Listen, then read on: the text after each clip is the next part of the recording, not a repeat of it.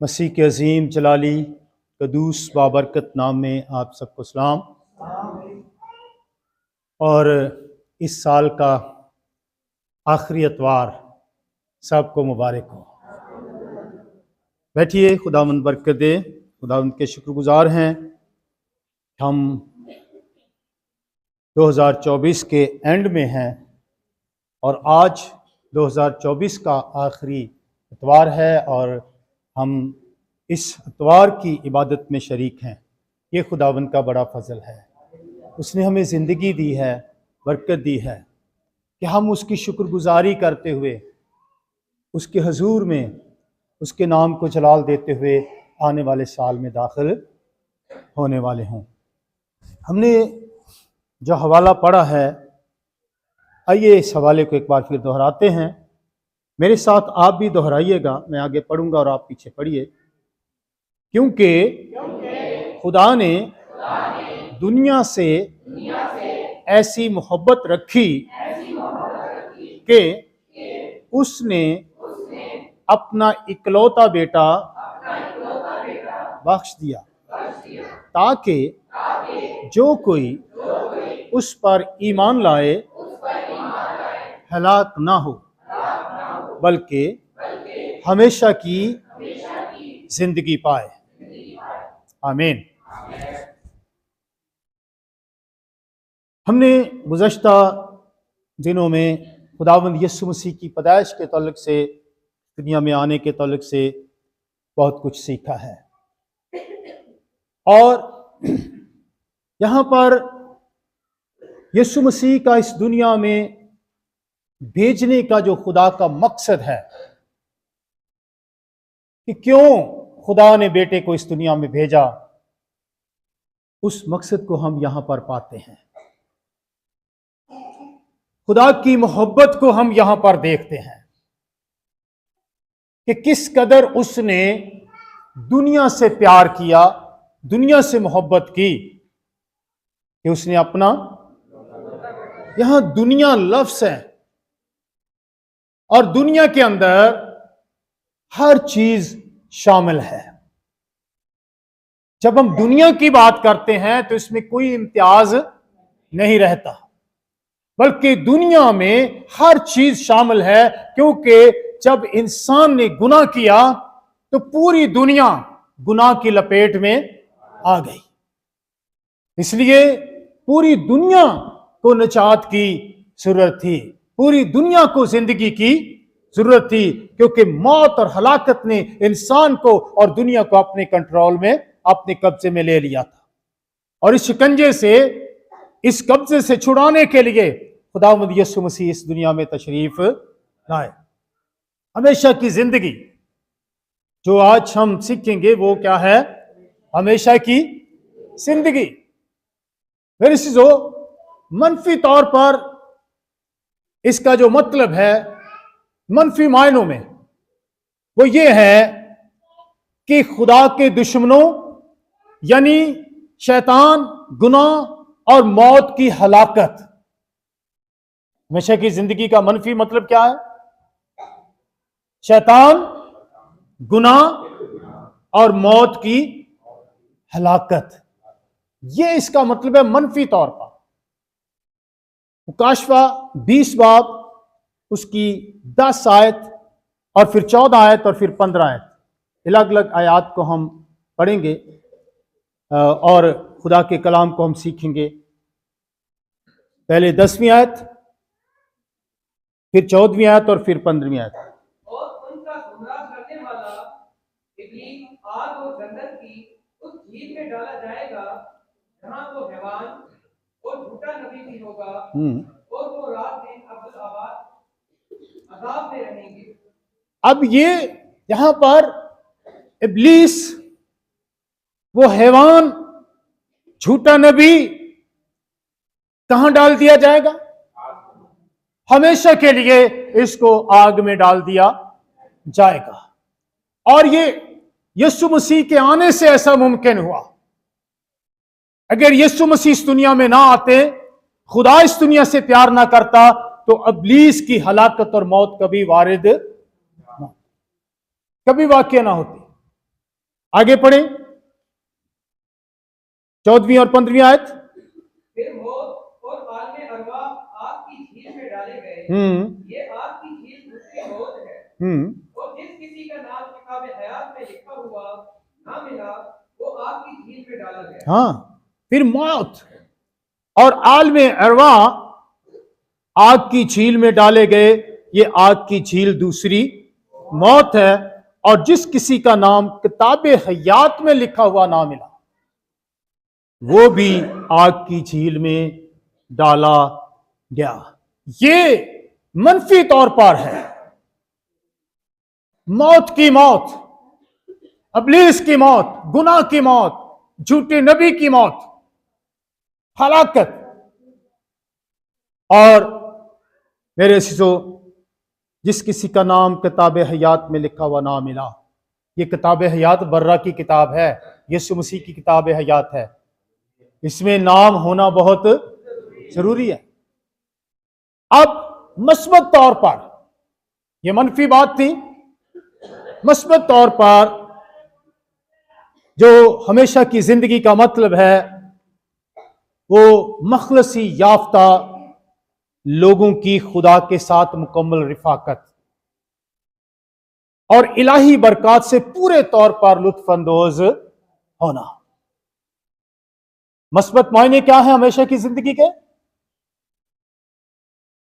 मखलसी याफ्ता, जिन्हें निजात मिल चुकी है, जो खुदावंद खुदा के हुजूर में निजात याफ्ता हो चुके हैं, मखलसी पा चुके, आजाद हो चुके, छुड़ाए गए हैं, उन लोगों की खुदा के साथ क्या है?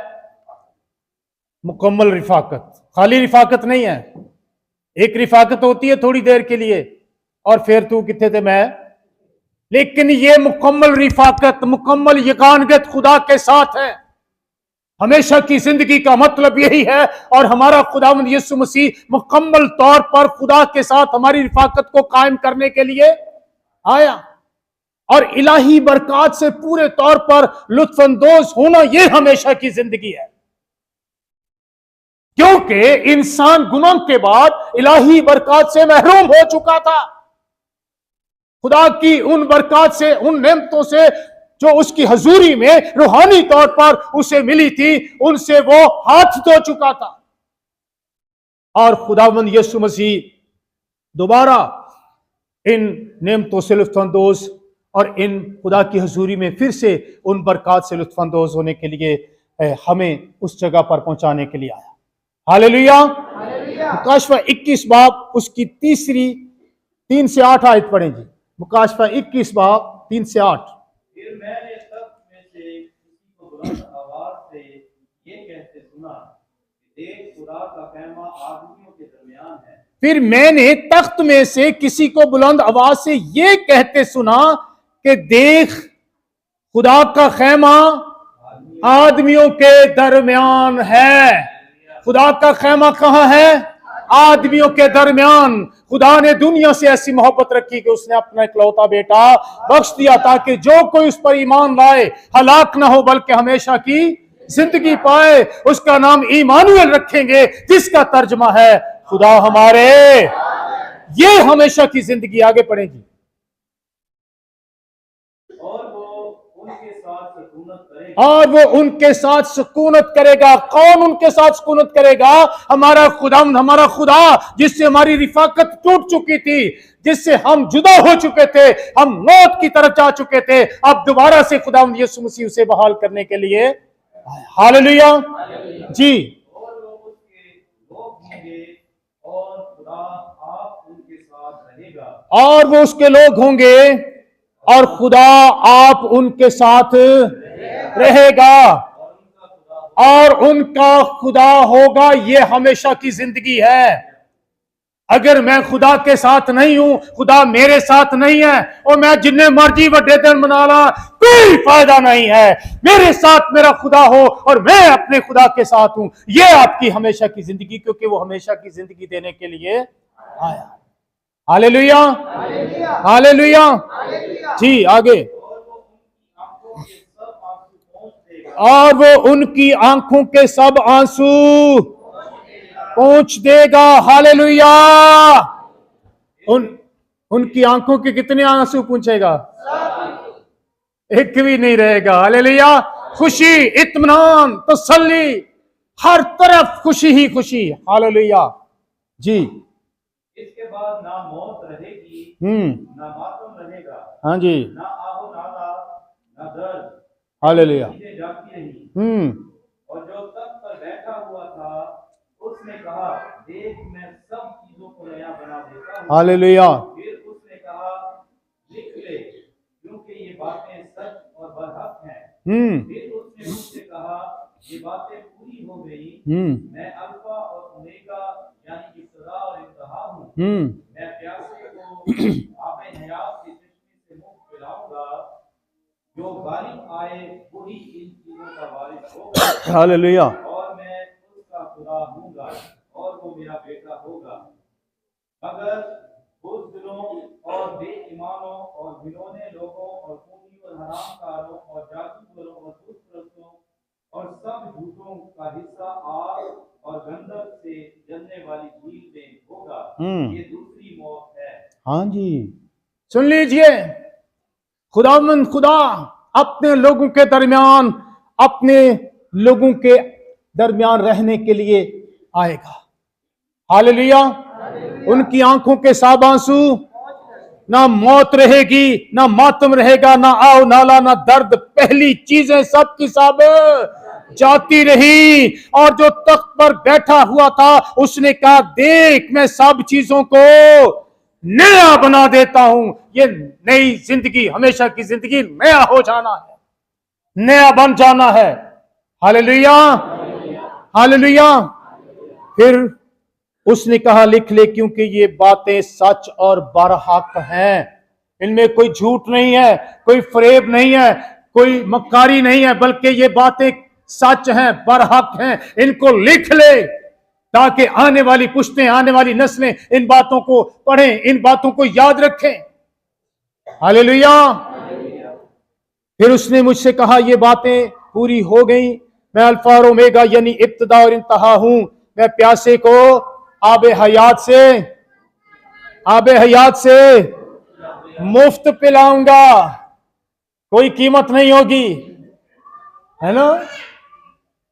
आबे हयात से, ये जिंदगी का पानी आपको मिलेगा मुफ्त में। और कोई आपको मुफ्त में जिंदगी का पानी इत्थे ते पानी मुफ्त च नहीं कोई देंदा। जिंदगी का पानी मुफ्त कितों मिलेगा? हालेलुया। ये हमेशा की जिंदगी मस्बत तौर पर। और फिर देखें आगे क्या लिखा है, बड़ी खूबसूरत बात। जो गालिब आए वही इन चीजों का गालिब आए। जो गालिब आए। और गालिब हम कैसे आ सकते हैं? गलबा कैसे पा सकते हैं इस दुनिया पर, गुनाह पर, अपनी बुरी ख्वाहिशात पर? कैसे गालिब आ सकते हैं? कैसे आ सकते हैं गालिब? बस आ गए तुही तो गालिब, बस सारे ही। यीशु मसीह को अपने अंदर, अपनी जिंदगी में, अपने दिल में लेने से हम गालिब आ सकते हैं, क्योंकि यीशु मसीह इन सब पर गालिब आया है। और वो हमें भी पता से बढ़कर गलबा बख्शता है। हालेलुया।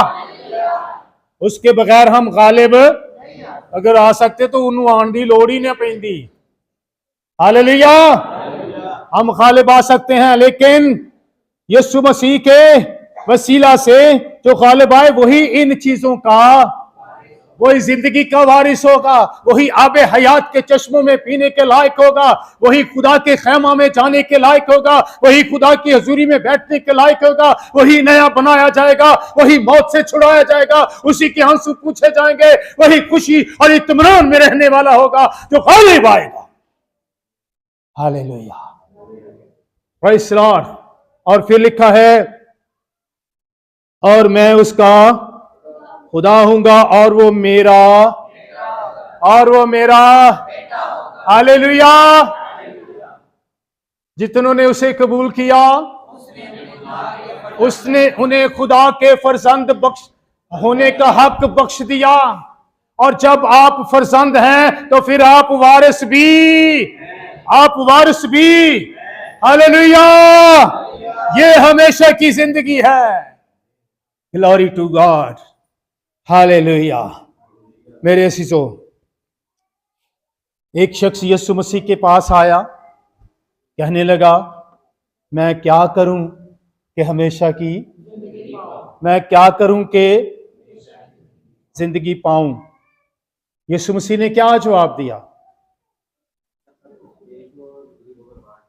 हाँ जी, नहीं, यीशु ने कहा हुक्मों पर, यीशु ने कहा हुक्मों पर अमल कर। तो वो क्या कहता है? उसने फिर सवाल किया, कौन से हुक्म? पूरी गाल पढ़िया करो, अद्धी गाल ना पढ़िया करो जाकर नाइक मंगू। उसने कहा कौन से हुक्म? यीशु ने कहा यही कि खून ना कर, चोरी ना कर, जना ना कर, झूठी गवाही ना। वो कहता है ते बचपन तो ही मैं करता आ रहा है, अब मुझ में क्या, अब मुझ में क्या कमी है? वो अपने आप को कामिल समझ रहा था। वो समझ रहा था मुझ में अब कोई कमी नहीं है, मैं कामिल हूं क्योंकि मैं हुक्मों पर क्या करता हूं? अमल करता हूं। अब देखें कि कैसे वो अमल करता है। यीशु ने उसे कहा, ठीक है, बहुत अच्छी बात है, अब ऐसा कर, अपना सब कुछ बेच और हुण फिर अद्धी गल, सब कुछ बेच और मेरे पीछे आ जाओ आप। हाँ, गरीबां नूं वंडण वाली गल भी नाल करो ना। अपना सब कुछ बेच और गरीबों में तकसीम कर दे, बांट दे। क्या उसने ऐसा किया?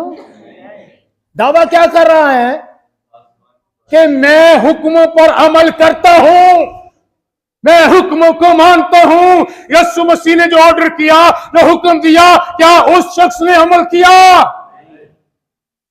नहीं। उसने दुनिया की दौलत को अजीज जाना और जिंदगी के खजानों को ठुकरा दिया, हमेशा की जिंदगी के खजानों को ठुकरा दिया। इन चीजों का वारिस होगा, उसने ठुकरा दिया। तो क्या यह शख्स जिंदगी का वारिस हो सकता है? जो लोग ठुकराते हैं वो कभी वारिस नहीं हो सकते। लिखा है वो पछता कर चला गया क्योंकि बहुत अमीर आदमी था और इस दौलत के बदले में उसको क्या मिल रहा था? क्या मिल रहा था? हमेशा की जिंदगी, जो कि पूरी दुनिया की दौलत देकर भी आप नहीं खरीद सकते। खरीद सकते हैं? सिर्फ बात यह थी कि उसने यीशु के हुक्म पर अमल, यीशु के हुक्म पर अमल नहीं किया और दावा क्या करता है कि मैं हुक्मों पर अमल करता हूं। इंजी साडा भी हाल है, दावे बड़े असी करने हैं पर अमली तौर पर असी की हाँ, फिर पछताना शुरू कर देने हैं। हम कितनी दयाकी देते हैं, कितना दिया, कितना नसराना देते हैं, क्या हम हुक्मों पर अमल कर रहे हैं? तो फिर हमेशा की जिंदगी कितों लभनी है? फिर तो यीशु ने ही कहना है, ऊंट दा सूई दे नाके चों लंघ जाना बड़ा, पर इंज दे लोग खुदा दी बादशाही दे वारिस नहीं होंगे। ये हमेशा की जिंदगी के वारिस नहीं हो सकते। मेरे सिसो, किताब मुकद्दस पुराना अहदनामा जो कि अंबिया कराम ने खुदा की रूह की हदायत से लिखा, कलमबंद किया, उसमें हमेशा की जिंदगी की तालीम मिलती है। किताब मुकद्दस हमें हमेशा की जिंदगी की तालीम देती है। यूहन्ना 5 बाब उसकी 39वीं और 40वीं आयत। यूहन्ना 5 39वीं और 40वीं आयत पढ़िए जी जल्दी से। हालेलुया। देखिए, किताब मुकद्दस के अंदर भी हमेशा की जिंदगी की तालीम हमें मिलती है। तुम किताब मुकद्दस में क्या करते हो? ढूंढते हो, तलाश करते हो जी, क्योंकि समझते हो कि उसमें हमेशा की जिंदगी तुम्हें मिलती है। मेरी गवाही देती और ये वो है जो मेरी गवाही देती है, जो मेरे आने की खबर देती है, ये वो है। और क्योंकि हमेशा की जिंदगी कौन है? हमेशा की जिंदगी कौन है?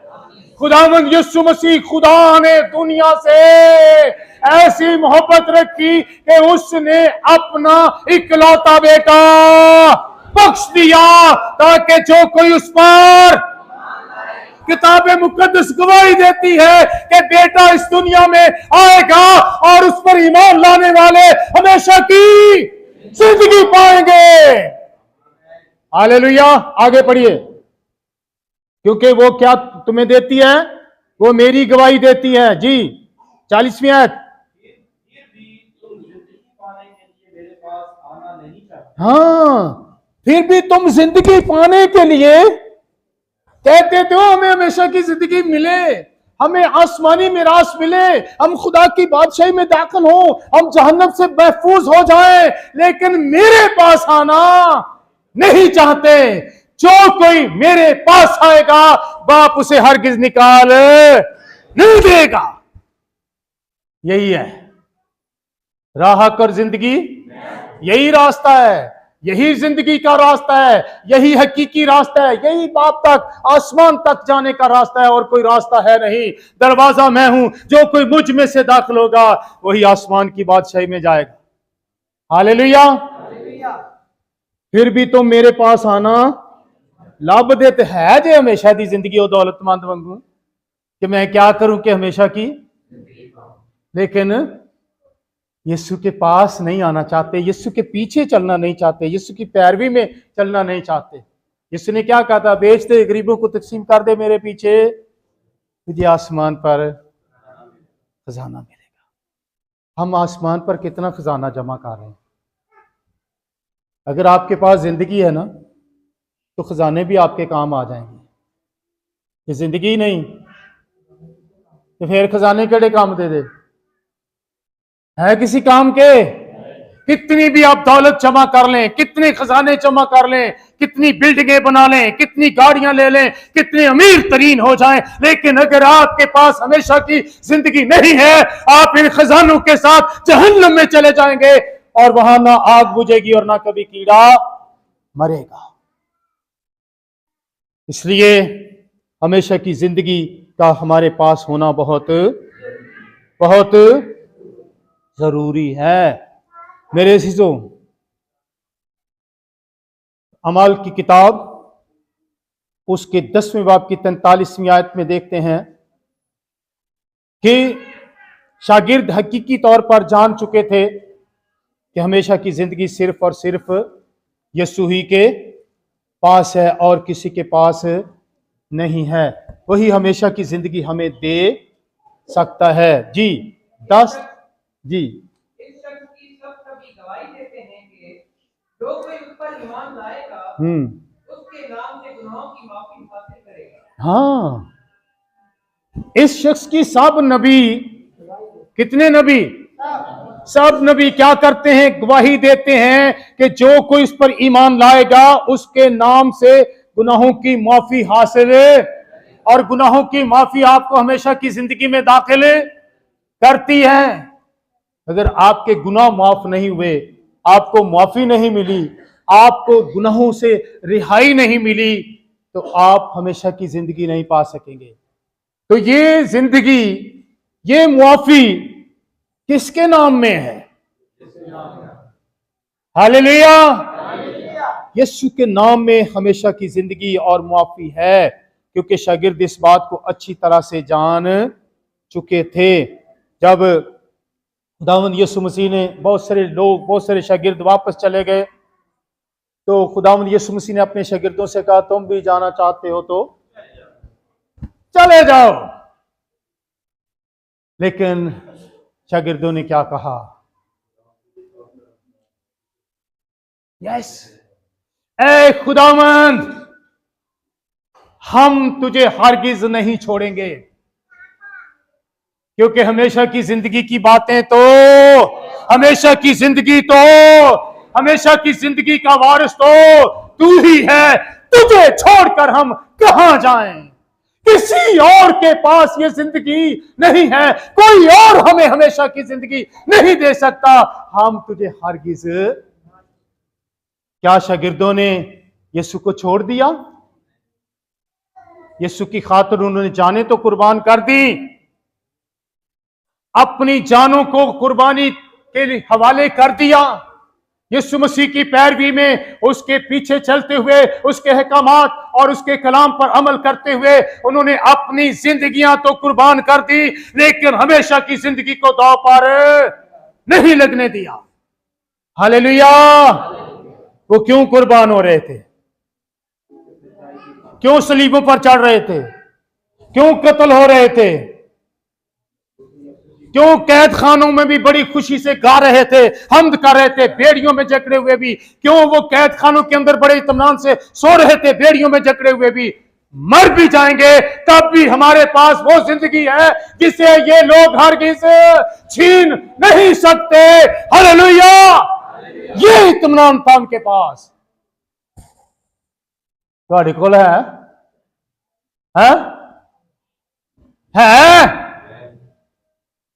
बेयकीनी है की है? क्योंकि असी माड़ी जी पत्ता भी हिलता है तो असी भी हिलना शुरू कर देने, इसलिए कि यकीन ही नहीं है कि मेरे पास जिंदगी है, मेरे पास वो जिंदगी है जिसे मौत भी मार नहीं सकती। तो फिर मैं पूछे है अपने आप ਨੂੰ भी आवाज नहीं सुनी तो शैतान ने कितों सुननी है? उन्हें तो गला पहले ही घुट देना। आपके पास हमेशा की जिंदगी है। हालेलुया। जी बोलो ना, शैतान में पता लगे खुदा दे बंदे बैठे ने। Praise the Lord. हालेलुया। मेरे अजीजों, बाप की मर्जी यह है कि जो कोई बेटे को देखे, ईमान लाए, हमेशा की जिंदगी पाए। हालेलुया। पहला यूहन्ना उसका पहला बाब पहली आयत, पहला यूहन्ना पहला बाब और उसकी पहली आयत पढ़िए जी।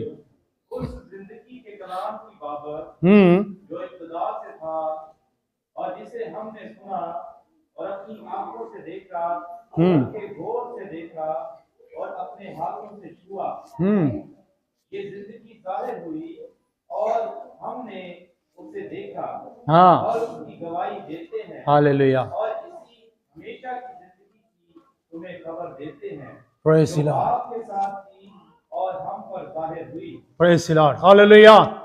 कितनी खूबसूरत बात, कितनी जबरदस्त गवाही शागिर्दों की। क्या कहते हैं? उस जिंदगी के कलाम की बाबत जो इब्तिदा से था, जिसे हमने सुना और अपनी आंखों से देखा, बल्कि गौर से देखा और अपने हाथों से छुआ, ये जिंदगी जाहिर हुई और हमने उसे देखा और उसकी गवाही देते हैं।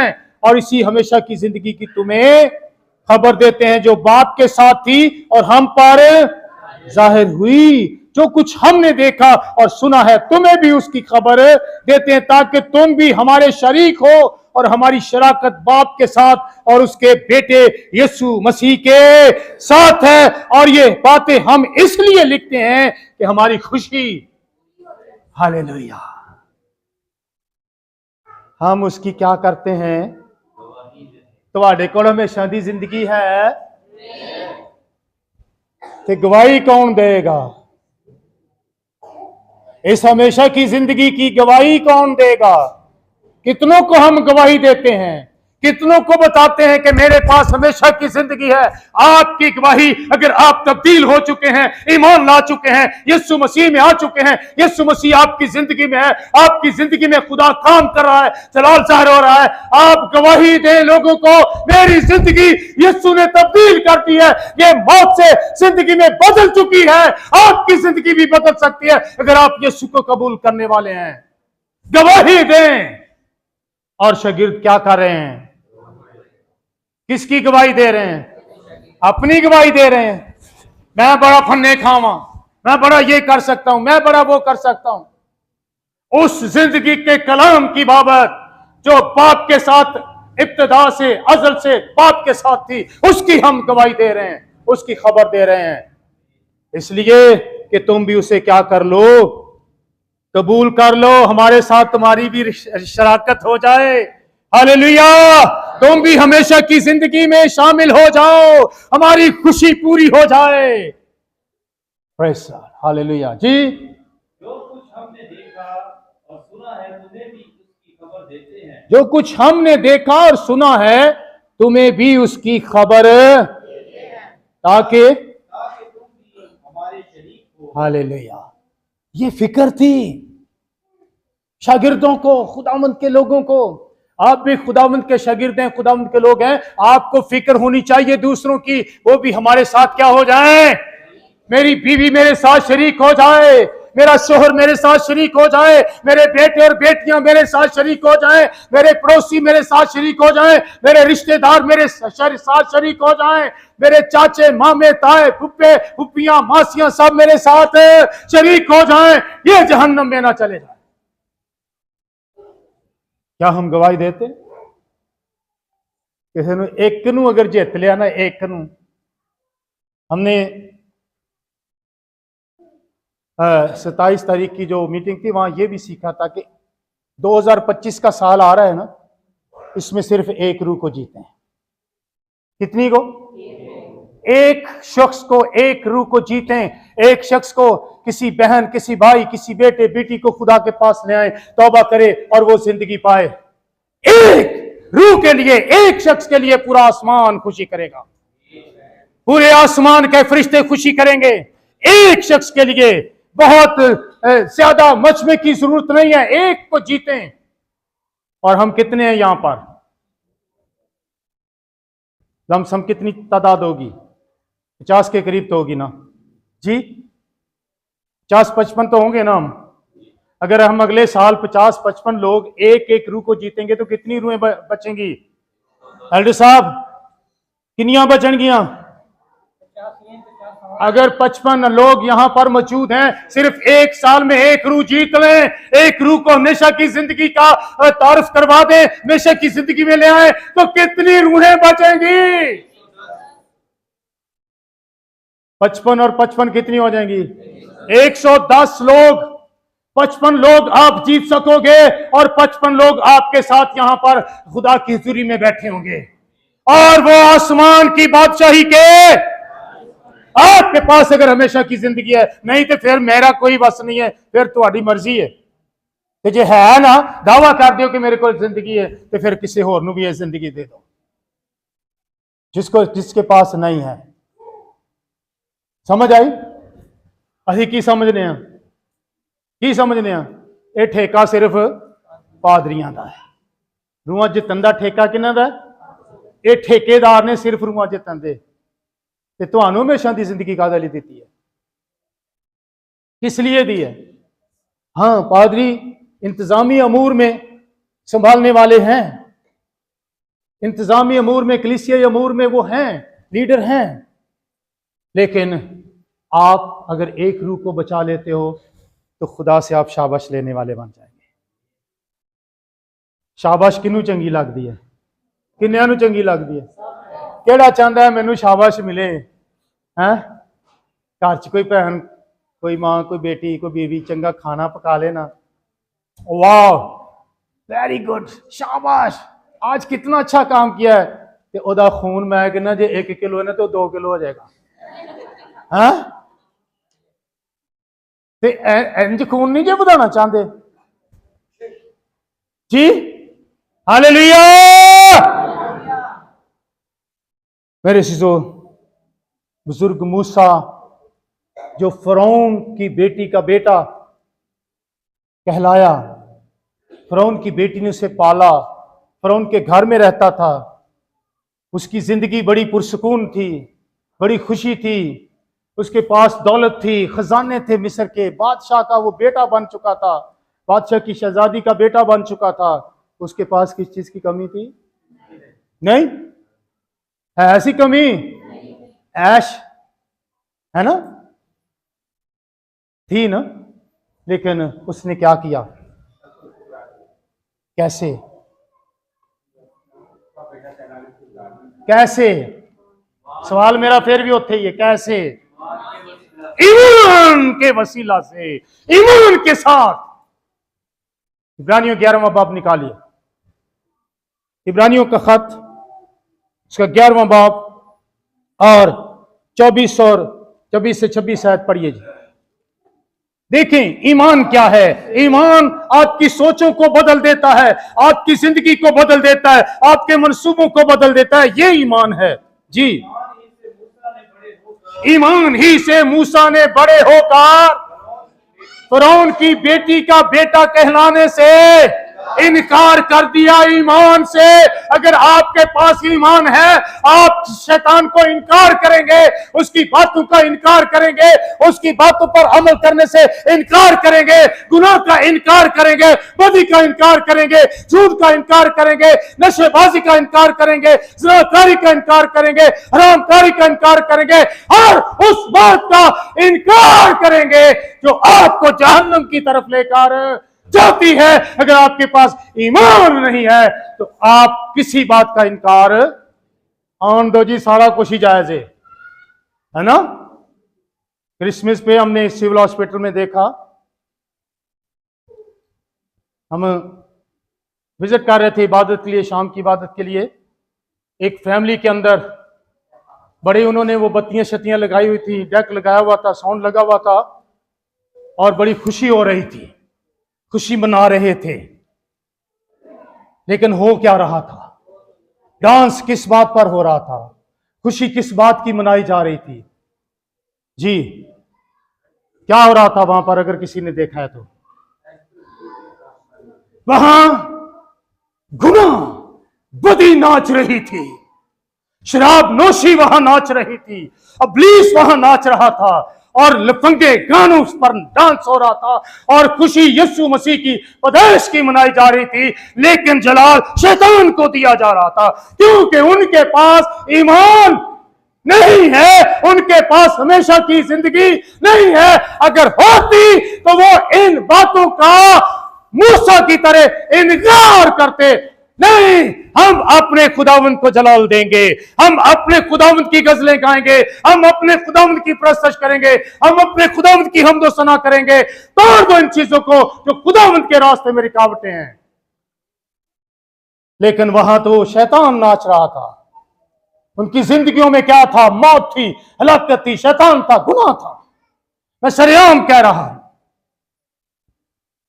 कितने अफसोस और कितने दुख की बात है। मूसा ने क्या किया? ईमान ही से बड़े होकर फिरौन की बेटी का, ऐसे फिरौन के बच्चे बनते जा रहे हैं, फिरौन के बेटे पैदा होते जा रहे हैं। कितने दुख और अफसोस की बात है। और खुशी मनाई जा रही है यीशु मसीह की पैदाइश की। लोग कहेंगे और जिंज दे ए ने, इन्हां दा खुदावंद भी इंज दा ही होना है। तो वाकई उन्हां दा खुदावंद इंज दा ही है, जिसको वो पूछते हैं। हमारा यीशु तो हमेशा की जिंदगी देने वाला, गुनाहों की माफी देने वाला, गुनाहों से नफरत करने वाला खुदा है। हालेलुया जी। आगे क्या लिखा है? इसलिए कि उसने गुनाह का यत्रों उठाने की निस्बत खुदा की उम्मत के साथ बदसलूकी की बर्दाश्त करना ज्यादा। किस लिए? वजह क्या थी? इसलिए कि उसने गुनाह का चांद रोजा लुत्फ उठाने की निस्बत खुदा की उम्मत के साथ बदसलूकी को बर्दाश्त करना ज्यादा पसंद किया। वजह क्या थी जी? आगे क्या लिखा हुआ है? और मसीह के लिए लानतान उठाने को मिस्र के खजानों से बड़ी दौलत जाना। और मसीह के लिए, किसके लिए? मसीह के लिए लानतान उठाने को मिस्र के खजानों से बड़ी दौलत जाना। वाह! एक पासे लानतान, एक पासे मसीह मिस्र दे खजाने। केड़ी शय नूं पसंद करोगे, लानतान नूं के खजानियां नूं? हैं जी? किसको पसंद करेंगे, लानतान को या खजानों को? मसीह की खातर लानतान है, और दूसरी तरफ खजानों का ढेर लगा हुआ है, रुपयों का, पैसों का ढेर लगा हुआ है। Money money money money, dollar. लोग किसको पसंद करेंगे? हाँ, इत्थे चुप कर जाओ, क्योंकि असीं ते पसंद इन्हूं ही करने हैं, फिर अजर नहीं जो मिलने वाला। हमेशा की ज़िंदगी से महरूम हो जाएंगे। हमने मुकाशमा में पढ़ा, बुज़दिलों का, हरामियों का, जनाकारों का, लौंडेबाजों का, शराबियों का, जादूगरों का हिस्सा किस में होगा? आग और गंधक की झील में होगा। ये जो शराबी हैं, ये जो नशेबाज हैं, ये जो बुज़दिल हैं, ये जो हर तरह की हरामकारी और जनाकारी में मुलव्वस हैं, ये जहन्नुम में चले जाएंगे। यीशु तो हमेशा की जिंदगी देने के लिए आए, ये टुकरा रहे हैं। लेकिन मूसा ने मिस्र के खजानों को टुकराया, क्योंकि आगे क्या लिखा है? उसकी निगाह कहां पर थी? अजर पाने पर थी। ये अजर यीशु मसीह के पास है। एक तरफ उस दौलतमंद ने इस अजर को ठुकरा दिया और मूसा ने खजानों को ठुकरा दिया। हालेलुया! क्योंकि वो अजर पाना चाहता था। Praise the Lord, hallelujah. So मेरे असीसों, खुदा का कलाम हमें हमेशा की जिंदगी देता है। यीशु मसीह हमें हमेशा की जिंदगी देता है। आखिरी बात मैं करने वाला हूं। पहला यूहन्ना 5 बाब उसकी 20 आयत को पढ़िए। यूहन्ना के खत में आ जाइए। पहला यूहन्ना 20 बाब, 5 बाब और 20वीं आयत, और बड़े गौर से सुनिए। यहां पर क्या बड़ी खूबसूरत और बड़ी गहरी बात यहां पर खुदा के बंदा ने लिखी है। बहुत गहरी बात जी। और ये भी जानते हैं कि खुदा का बेटा आ गया है। कितने जानते हैं कि खुदा का बेटा आ गया है? कितने जानते हैं? अपने हाथ हिला दीजिए जो जानते हैं। ये भी जानते हैं कि खुदा का बेटा, खुदा का बेटा, खुदा का बेटा आ गया है। हालेलुया जी। और उसने हमें समझ बख्शी है, अकल दनाई बख्शी है जी, ताकि उसको जो हकीकी है उसको जाने, झूठों को मत जाने, प्रेमियों को मत जाने। उसने हमें ये समझ, अकल दनाई बख्शी है कि हम उसको जो हकीकी है उसको क्या करें? उसको जाने जी। और हम उसमें जो हकीकी है, यानी उसके बेटे यीशु मसीह में हैं। हम उसमें जो हकीकी है, हकीकी कौन है? जो हकीकी, हम उसमें जो हकीकी है क्या है? हम उसमें जो हकीकी है क्या है? यानी उसके बेटे यीशु मसीह में है। हम हकीकी के अंदर हैं, हम हकीकी में हैं, क्योंकि हम हकीकी को जानते हैं। खुदा के बेटे ने हमें हकीकी से रोशनास कराया है। हम इसलिए उस हकीकी में हैं और उसको क्या करते हैं? जानते हैं। हालेलुया जी। खुदा और हमेशा की जिंदगी यही है। हालेलुया। हकीकी खुदा और हमेशा की जिंदगी यही है कि हम हकीकी को जाने, उसमें जो हकीकी है उसमें आ जाएं। ये हमेशा की जिंदगी है। ये उधर तो बाहर जे ना जे जाने ही नहीं, भुली दे वेड़े बड़े हैं, तो फिर हमेशा की जिंदगी आपके पास नहीं है। खुदा ने दुनिया से ऐसी मोहब्बत रखी कि उसने अपना ताकि हमेशा की जिंदगी पाए। अपने सिर को झुका लीजिए इसी के साथ और सोचिए कि मेरे पास हमेशा की जिंदगी है। वो जिंदगी जो खुदावंद यीशु मसीह चाहता है, जो देने के लिए आया, क्या मैं उस हकीकी को जान गया हूं, जान गई हूं, जो हमेशा की जिंदगी है? क्या मैं उसमें हूं जो हमेशा की जिंदगी देता और हकीकी है? अगर नहीं तो आज ही अपने आप को उसमें ले लीजिए, वरना जहन्नुम की आग मुंह खोले खड़ी है। वो इंतजार कर रही है, वो हड़प कर जाएगी। वहां आप हलाकत और मौत में चले जाएंगे। लेकिन यीशु ने इनको क्या किया है? शिकस्त दी है, मात दी है, इन पर फतह पाई है, और आपको भी फतहमंद देखना चाहता है। Hallelujah, hallelujah. कितने इस हमेशा की जिंदगी में फतहमंद होना चाहते हैं? कितने? इतने नहीं हाथ रखो, ऐसे करो। यहां पर मेरे दोनों हाथ ऊपर हैं, क्योंकि मैं हकीकी को जान गया हूं। हमेशा की जिंदगी मुझ में है, और मुझे मेरा ईमान है कि मेरे लिए खुदा ने अजर रखा हुआ है। खड़े हो जाएं अपने कदमों पर और दुआ करें। अपने कदमों पर खड़े हो जाएं और दुआ करें। दुआ कीजिए, शुक्रगुजारी करें। शुक्रगुजारी की दुआ करनी है आपने। मैं आपको तौबा नहीं करवा रहा, आपने शुक्रगुजार, जो बैठे हैं वो खड़े हो जाएं। खुदा ने अगर आपको 2 टांगे दी हुई हैं, आप खड़े हो सकते हैं। वो तो लंगड़ों को भी खड़ा कर देता है, लेकिन आपने क्या करना है? शुक्रगुजारी करनी है। मेरे अपने गोडे दर्द करते हैं, एड़ियां दर्द करती हैं, लेकिन मैं खड़ा हूं दोनों टांगों पर और कलाम भी सुना रहा हूं। लेकिन खुदा आपको ताकत देगा, आपको हिम्मत देगा, आपको कुव्वत देगा। आप इरादा करें, यीशु के लिए मैं खड़ा हो रहा हूं, यीशु के लिए खड़ी हो रही हूं, किसी और के लिए नहीं। दुआ कीजिए और शुक्रगुजारी कीजिए। खुदा आप सबको बरकत दे। दुआ जारी रखिए।